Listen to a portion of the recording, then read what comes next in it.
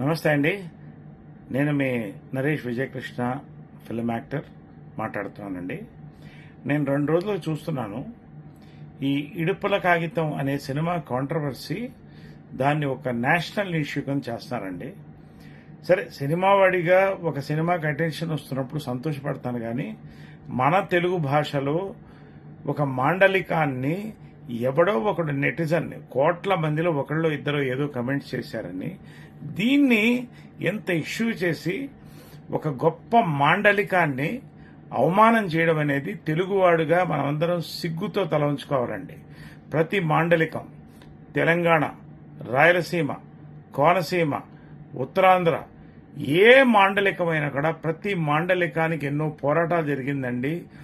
ఎంతో ఇన్వెన్షన్స్ జరిగినాయండి. ఇవాళ గర్వకారణంగా మనమందరం తెలుగువాడు అని చెప్పుకుంటాం, తర్వాత భారతీయుడు అని చెప్పుకుంటాం. ఇవాళ కేవలం ఒక సినిమాని తీసుకొని మనం మాట్లాడడం అనేది చాలా బ్యాడ్ అండి. అది మనం కరుపు సినిమా చూడలేదా? కరుపు అర్థం చాలా మందికి తెలుసా?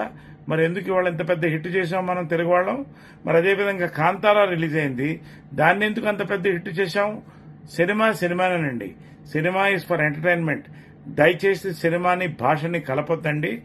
దీన్ని బాధ్యత తీసుకోవాల్సింది మీడియా, ప్రభుత్వం కంటే ముందు తెలుగు భాషా సంఘం అండి. ఎక్కడున్నా తెలుగు భాషా సంఘం ఒకటేనండి. సభ్యులు వివిధ ప్రాంతాల్లో ఉన్నారు. అందరూ కూడా దీని బాధ్యత తీసుకుని దీన్ని వెంటనే దీని మీద అందరూ మాట్లాడుకుని ఈ కాంట్రవర్సీని ఇక్కడితో క్లోజ్ చేసి మన తెలుగు భాషను మనం కాపాడుకుందామండి. మన రీజనల్ లాంగ్వేజెస్ ఈ రోజున మ్యాప్లోంచి తొలగిపోతున్నాయని ఒక పక్కన యునైటెడ్ నేషన్స్ చెప్తుంటే, మనం ఒక పక్క నుంచి మన సొంత తెలుగు భాష మన కొమ్మల్ని మనం నరుక్కుంటున్నామంటే ఎంత సిగ్గుచేటండి. దీని మీద నేను ట్విట్టర్లో కూడా పెట్టానండి.